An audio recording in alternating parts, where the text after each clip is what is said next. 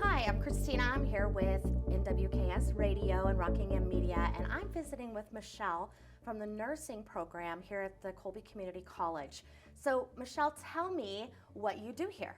I am the director of nursing. I actually just got hired in June of last year, June, and took over.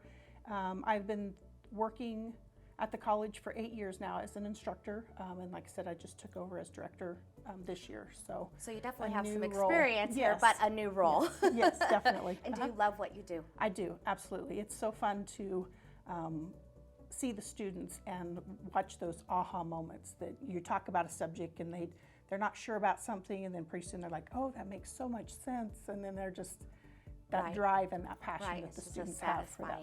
Yes. Satisfying feeling. Yeah, absolutely. Okay. Yep. Well, I want to talk to you about the nursing program here at the college today with Trojan Talk. Sure. So can you describe the evolution of the nursing programs here? Sure.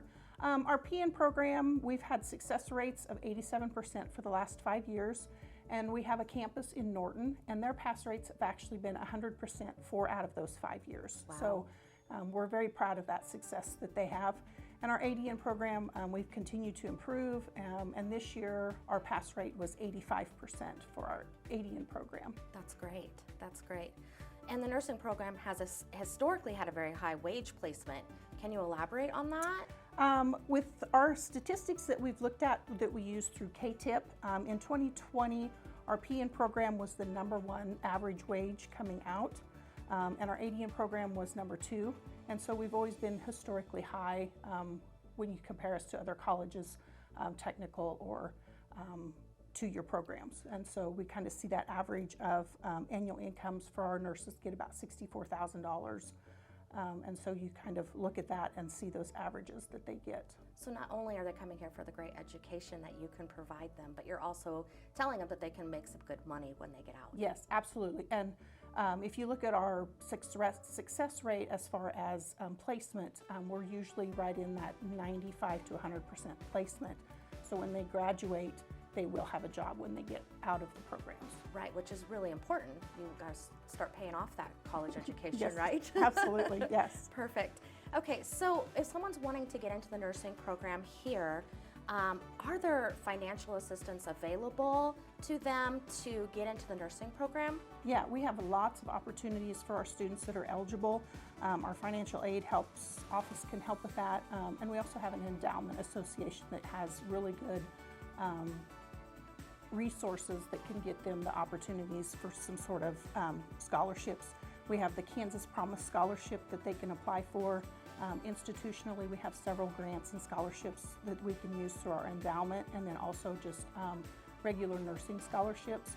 And some hospitals and facilities will provide money for students to take the courses, and then when they graduate, they work for them for so many years, and then they kind of get that payment from them also, so that they don't have to pay as much money going to school, but those hospitals provide that money to help them out with that, and then they get that work back for them to do that. And is that something that you can help students with if they need that financial assistance? Yes, yes, absolutely. They can call our financial aid or our endowment association, and they're very good about kind of walking them through that process and what's available for our students. So if a student's wanting to get into the nursing program, what do they have to have under their belt first? Well, our LPN program, they have to have their CNA certificate. And we offer those courses as well, so we can kind of build our own type of nursing. You know, we start with CNA and build them through our RN program. And then on top of that, they have to apply in the college, and then they apply for the nursing program. There's 2 separate applications there.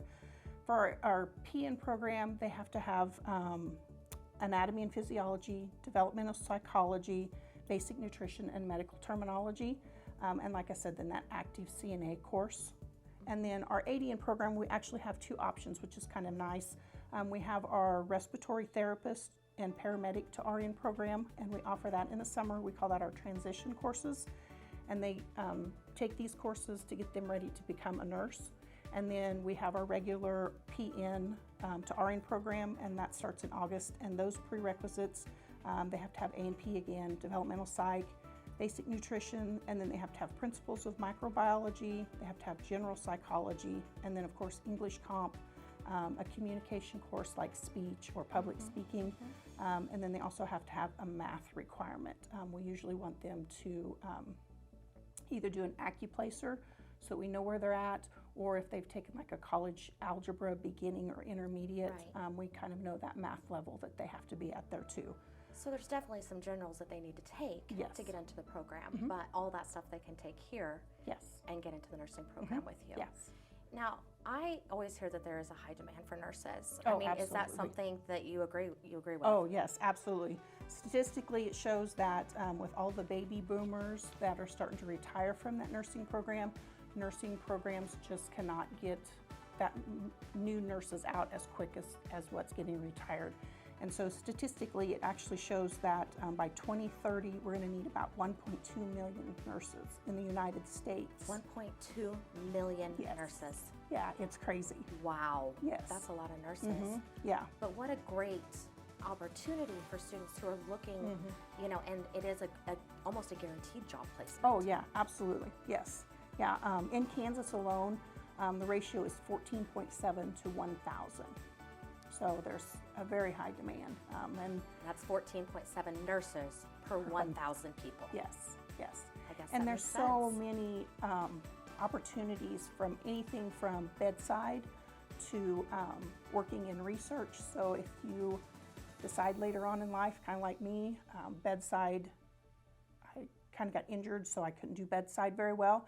And so that's where the teaching part came in. So, and I've always loved to teach, and so that kind of part is part of it too. But there's just so many opportunities for somebody that's interested in a nursing career. So when I think of nurses, of course, the first thing that comes to mind is being in a hospital, having a nurse there. But you're saying, you know, there's other avenues. There's so many nurses. And I guess when I do think about it, there is a lot of different things that nurses do. Oh, yeah. They can specialize, very specific. They can do cardiac. They can do OB. They can do, like I said, research. There's just so many things that they can be very specific, or they can be very generalized and do just the bedside in your smaller hospitals, or go to a bigger hospital and do very specific in certain areas in that hospital. Great. So Michelle, we talked about if someone's coming in and they don't have any college education and how to get into the nursing program.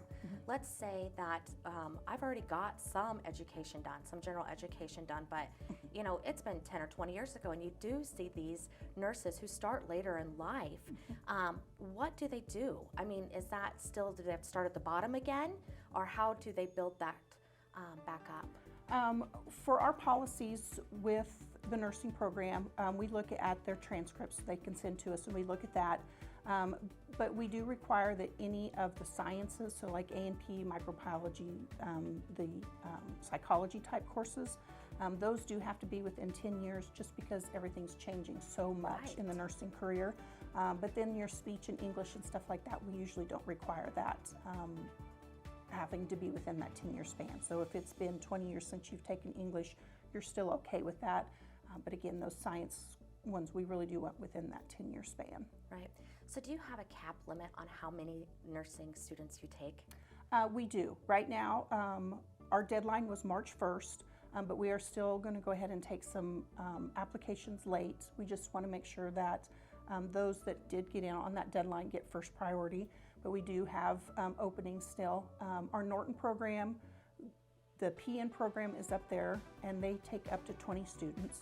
Our program here on campus for the PN program, we can take up to 30 students. And then our ADN program, we take 20 to 25 students for that. And so it just kind of depends on the scoring that they do. So they have their prerequisites they have to get done. And then we also require them to do a resume and an essay, and they get scored on that as well.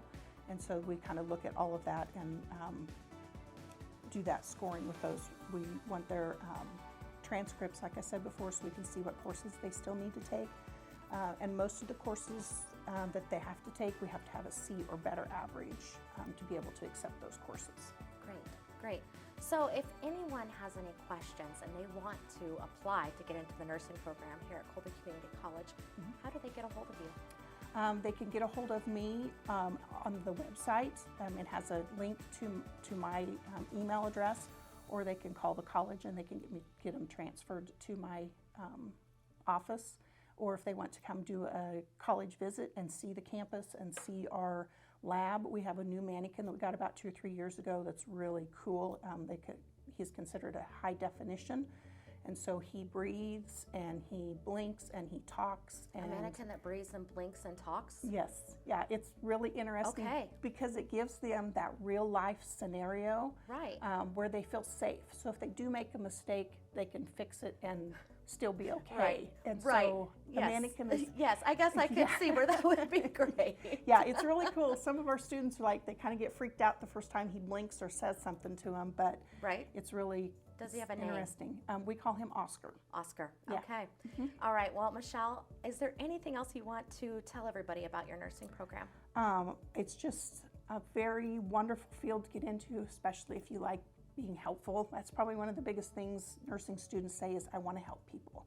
Or they've had experiences with either good nursing or bad nursing, and so that gives them an example of, this is what I don't want to do, or this is somebody that inspired me to become a nurse because they were so good with my family, or they were so good with a situation that I was in. Right. Well, I appreciate you talking to us. And again, this is Michelle from the nursing program, and I'm Kristina with Northwest Kansas Radio, Rocking in Media, and this has been Trojan Talk.